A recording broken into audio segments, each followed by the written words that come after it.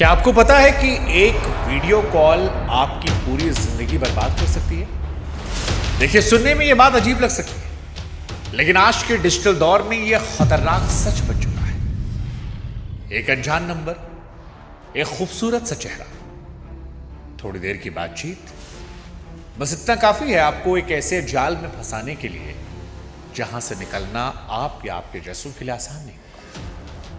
आपको लगता है कि कोई खूबसूरत लड़की आपकी जिंदगी में आ गई है, शायद ऊपर वाले ने देर से ही लेकिन आपकी मनोकामनाओं को सुन लिया है। अब सब कुछ कंट्रोल में है, जिंदगी यहां से अच्छी होगी, लेकिन असल में यह खेल कुछ और चल रहा होता है। और उस खेल की सच्चाई जब तक आपको समझ में आती है तब तक बहुत बहुत देर हो चुकी होती है। आपका डर, आपकी इज्जत, आपका परिवार, सब कुछ दांव पर लग चुका होता है। और यह कोई डराने वाली कहानी नहीं है, ये एक सिस्टम है, एक ऐसा नेटवर्क जो आपकी एक गलती का इंतजार करता है। हम जिस डिजिटल इंडिया के चमकते चेहरे को देख रहे हैं, उसी के पीछे जामताड़ा और मेवात जैसे इलाकों में बैठा एक ऐसा काला साम्राज्य छिपा है जो आपकी एक चूक को अपने मुनाफे में बदल देता है।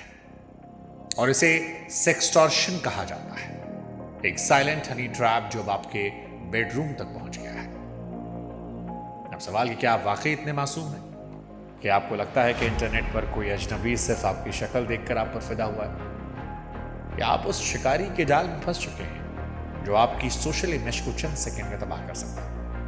आज उसी video call silent honey trap का हम पोस्टमार्टम करेंगे, जिसने हिंदुस्तान के हजारों घरों की शांति को छीन रखा है। सबको लगता है हम कैसे फंसेंगे, लेकिन फंसते हैं हमारे आपके जैसे लोग। सवाल ये नहीं कि ये होता कैसे है, सवाल ये है कि क्या आप इसके लिए तैयार हैं?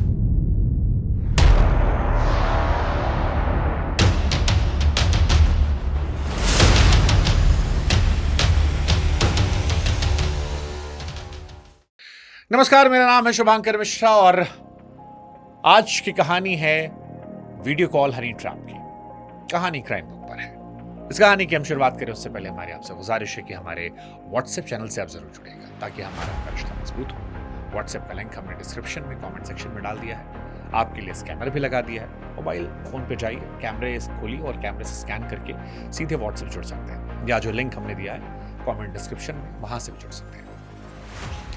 अब शुरुआत करते हैं इस कहानी की, और इस कहानी को समझने के लिए आपको सेक्सटॉर्शन को समझना पड़ेगा। दरअसल इस डिजिटल जाल को समझने के लिए सेक्सटॉर्शन शब्द को भी समझना पड़ेगा। अब सेक्सटॉर्शन शब्द जो है वो सेक्स और एक्सटॉर्शन का घातक मेल है, जहां अपराधी आपकी निजी या आपत्तिजनक सामग्री का इस्तेमाल करके आपको डराता है, पैसे वसूलता है। अब कई लोगों को यह लग सकता है कि इसमें वही फंसते होंगे जो इंटरनेट पर कुछ गलत खोज रहे हो, गंदी फोटोज देखते हो, गंदे वीडियोस देखते हो। लेकिन गुरु, कड़वी सच्चाई यह है कि अब एआई डीफेक ने इस पूरे खेल को बदल दिया है। अब अपराधी को आपकी किसी गलती की जरूरत नहीं है। कई बार तो आपकी सिर्फ एक साफ फोटो आपको बदनाम करने के लिए काफी है। मतलब अगर भारत की बात की जाए तो 2025 की रिपोर्ट बताती है कि भारत में कुल साइबर नुकसान तकरीबन 22,000 करोड़ रुपए से ऊपर निकला, और इसमें सेक्सटॉर्शन के मामले कुल साइबर अपराधों का लगभग 15-20% आता है। अब आप सोच लो कितना बड़ा संगठित गैंग है जो करोड़ों की अवैध कमाई कर रहा है। लॉजिक तो यह है कि यह स्मार्टफोन आज एक ऐसा जासूस बन गया है जिसे हमने खुद पैसे देकर अपने पास रखा है। अपराधी जानते हैं कि हमारे समाज में इज्जत का मोल जान से ज्यादा है, और इसी कमजोरी को ढाल बनाकर वो आपकी सामाजिक छवि पर वार करते हैं। यह हमला आपके शरीर पर नहीं बल्कि आपके चरित्र पर होता है, और इंसान अंदर से पागल हो जाता है। और इसका बड़ा उदाहरण है जामताड़ा मेवात जैसे क्राइम हब। झारखंड का जामताड़ा और हरियाणा का मेवात अब सिर्फ साधारण जिले नहीं है, बल्कि साइबर अपराध की अघोषित यूनिवर्सिटी है। यहां बैठने वाले अपराधी भले ही स्कूल ना गए हों, लेकिन इंसानी दिमाग की कोडिंग समझने में किसी इंजीनियर से कम नहीं। वो सोशल मीडिया पर फेक प्रोफाइल का जाल बिछाते हैं जिसमें किसी नामचीन मॉडल या अजनबी खूबसूरत लड़की की फोटो होती है, और जैसे ही उसकी फ्रेंड रिक्वेस्ट आती है आप स्वीकार करते हैं। उनका खेल शुरू होता है। आपसे घंटों मीठी मीठी बातें होंगी, आपका भरोसा जीता जाए। और ये कोई इत्तेफाक नहीं है, एक सोची समझी स्क्रिप्ट है जिसने आपकी भावनाओं और अकेलेपन से खेलने के लिए बनाया गया। वे आपसे वीडियो कॉल की जिद करते हैं। जैसे ही आप कैमरा ऑन करते हैं, स्क्रीन के दूसरी तरफ एक रिकॉर्डेड अश्लील वीडियो चल रहा होता है। आपकी स्क्रीन और उस वीडियो को एक साथ रिकॉर्ड किया था। चंद सेकंड में आपकी एक ऐसी कॉम्प्रोमाइजिंग क्लिप तैयार होती है जिसे देखकर आपके पैरों तले जमीन खिसक जाएगी। अपराधी जानते हैं कि आपको कब उकसाना है और कब आपके डर का फायदा उठाना है। और अगर कई लोग इसमें बहकर अपने भी शरीर को एक्सपोज करने लगे तो और गई भैंस माने। इन इलाकों में तकनीक एक हथियार की तरह इस्तेमाल होती है। अनपढ़ दिखने वाले लड़के देश के बड़े बड़े रसूखदारों घुटने पर ला रहे हैं। लाखों रुपए कमाने का उन्हें मौका मिल रहा है और एक बार आप फंस गए फिर आपकी इज्जत और उनका पैसा। और इसमें सबसे बड़ा दुश्मन एआई, डीप फेक।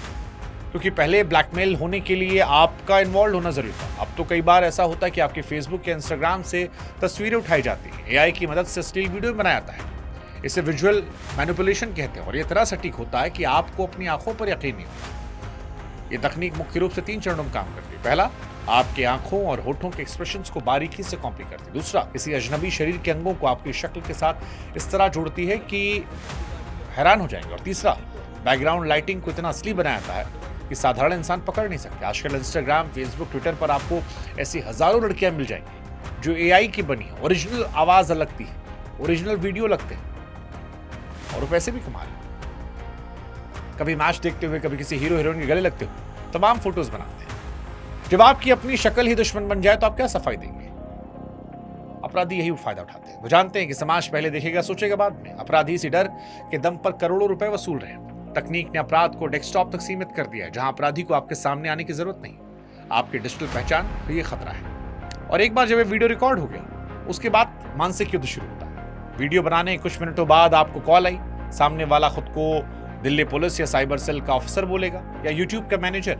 वे आपको डराते हैं कि आपका वीडियो इंटरनेट पर अपलोड होने वाला है। इसे रुकवाने के लिए आपको सेटलमेंट करना होगा। सच्चाई ये है कि असली पुलिस वाले नहीं बल्कि उसी गैंग के सदस्य होते हैं जो पुलिस की वर्दी पहनकर वीडियो कॉल करते हैं, सीबीआई बनकर कॉल करते हैं और आपको यकीन हो जाता है। वे आपको व्हाट्सएप पर फर्जी एफआईआर कॉपी वारंट भेज देते हैं जिस पर सरकारी मोहर जैसा निशान होता है। डरा हुआ पीड़ित जिसने अपने कपड़े उतारे या सामने किसी लड़की को देखा, वो बदनामी के डर से अपनी जमा पूंजी उनके हवाले कर देते हैं। लेकिन अपराधियों की भूख कभी शांत नहीं होती। एक बार पैसा देने का मतलब है डर बेच दिया।